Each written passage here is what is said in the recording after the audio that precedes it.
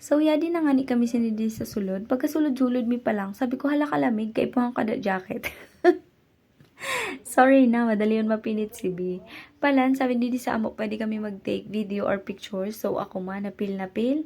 O, yada. Maski di inasulok, pait hack.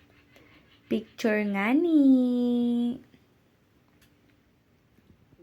Pataas na nga na ako si Diin, yun ako sa taas nara. Pwede palan ka mo mamili sa taas or sa baba. Ako kasi ang pinili ko sa baba. Pero maski arin din masasabi niyo na maging komportable talaga ka mo. Kaya itry na ni baya niyo didi. Yon, insaro-saro ko na nga ni. May taga-video pala na ako doon. Kay vlogger nga ni. Charis. Artista baga. Hambog na haying. So, yadi naman pala didi ang terrace nila. Pagkatapos niyo magpamassage, pwede ka mo didi magmuni-muni.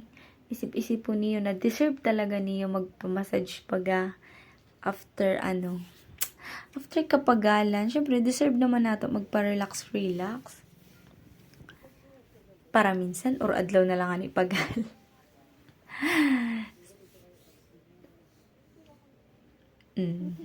Til na pil. Riyagulo, di ko yung kakaraya kayan mga happenings today. Di ko na-expect pati ako imamassage. Akala ko sinuno lang. So, grabe ang ruyag sa puso ko. Grabe naman ang hair ko na yon. Hagardo, tinutok pa.